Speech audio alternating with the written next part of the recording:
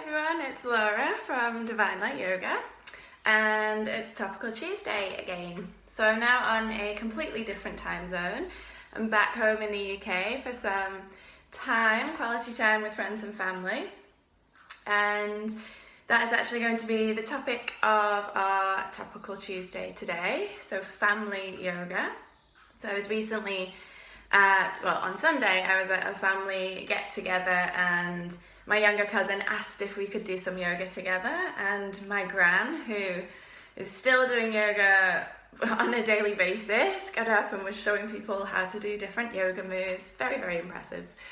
And so I thought, well, that would be a great topic to introduce to you guys who are interested in getting involved in family yoga, or for those of you that are already doing family yoga but want a little bit more inspiration or creativity to add to your classes.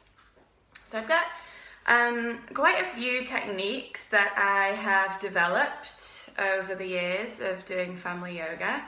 I remember my first family yoga event, which was a few years ago, and I was sent by my yoga studio to work on, it was like a family festival, so I knew there was going to be lots of families, different age groups there, and I was told to tailor it towards the children, because I think that's what maybe a lot of the difficulty is with family yoga. Do you tailor it towards the children or towards the adult?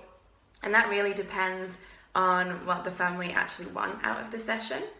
But during this time at the family festival, I was told to tailor the session towards the children.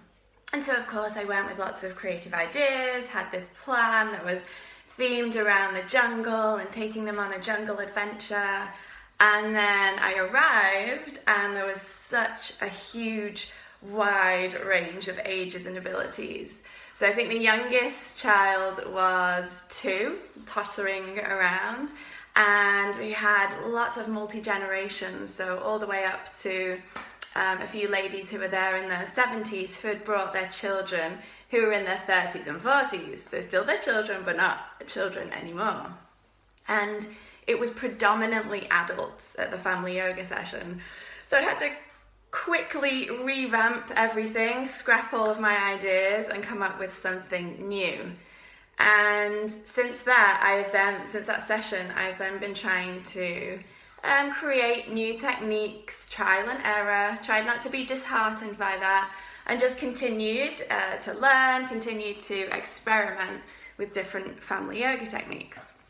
So I've got 3 in particular that I'd like to share with you today, but if you have any specific questions, then please do pop them on as we go through the feed.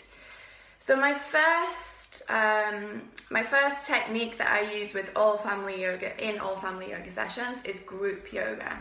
So you've probably heard me talk a lot about partner yoga, but it's really nice when you have the whole family there, or even if you have just a couple of members of the family, to do group yoga. So you can start off by putting them into their families, or you can also separate the groups as males and females, or all the parents and all the children. And that way, by rotating and changing up the groups, you can do many more poses, and you can repeat the poses so that the children and the adults are really gaining a lot from repeating some of the poses or building on the poses. But also it's a great way then for everybody to feel that sense of community, to engage with different groups of people, different types and different ages of people. So mostly in my group yoga stuff, I will do human mandalas, which you may have heard about, maybe not. I'll put some photos on underneath this feed when we finished. So human mandalas is the group will be in a circle and they will be connected in some way. So usually it's that they're connected with their hands or their feet or maybe their shoulders, but you can come up with some really creative human mandalas. They can stand, they can lie on their backs, they can lie on their belly, it could be seated, balancing. There's so many different ways that you can create human mandalas, and you can also set them the task, a little problem-solving activity of maybe creating something fun and a unique human mandala. So this is something that you can do and really use for the main body of your class. And if you have a large group, which to be honest, if you're doing a family yoga event, it's probably going to be pretty big. If you imagine 8 or 10 families joining, each with 4, 5, 6 members of the family, that's a lot of people. So creating maybe 4 or 5 groups, and you can lead and move around and guide them and just give them some creative freedom to move their bodies in whichever way feels good, and also in ways that's accessible for them. So if you're working with different ages and abilities, you need to make sure the poses that you're introducing are not only fun and creative, but they have to be safe and accessible to everyone. So try out some human mandalas.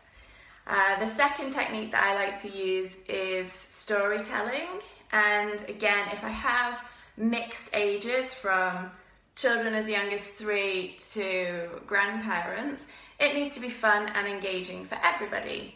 So I like to use a lot of mythology. I personally use Hindu mythology, but there's also some wonderful myths, obviously Greek mythology, Chinese tales, any kind of old folk stories, Native American. There's some really beautiful myths and tales out there that have so many different underlying morals that are very much connected with yoga lifestyle and yoga philosophy.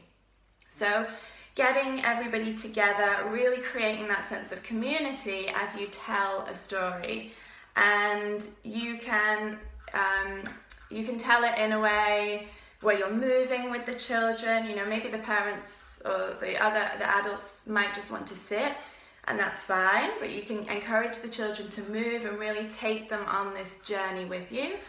Or I like to use some puppets. Sometimes if I don't have puppets, if it's just a very random, I've decided to tell a story out of the blue, then I sometimes use some natural materials, so stones and leaves and whatever you can find, to retell the story, so that the children have that visual as well as the auditory, being able to listen to the story.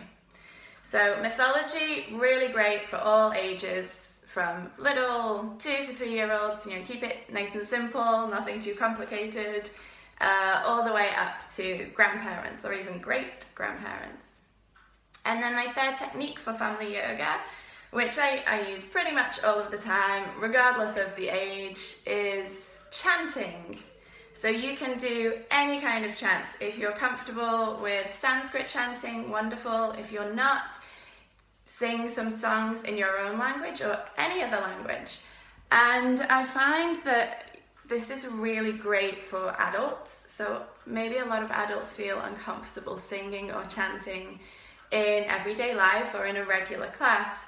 But it's amazing because when the children are there, they just bring out and they just manage to open up the adults, and soon you'll have this big group of mixed age children, adults, all singing together in, maybe it's a random language, whatever, doesn't even care what language it is, it doesn't matter what you're singing, but actually creating that sense of community where they're all sitting together.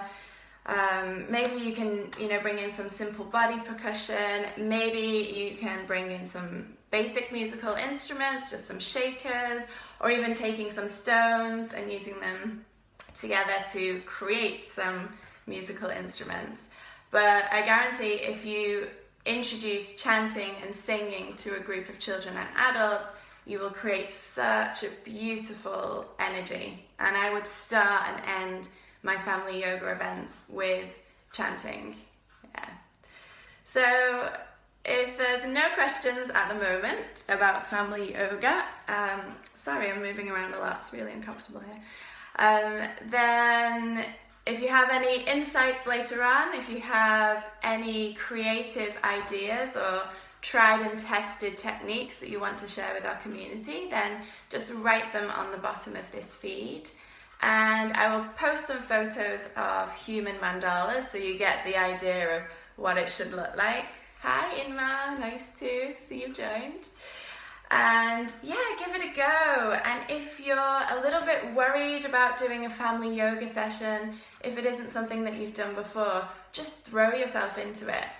Just, do a volunteer 30-minute session just to get you kick-started, and just try out these 3 basic techniques: mythology, using movement if you like, group yoga, human mandalas, and chanting.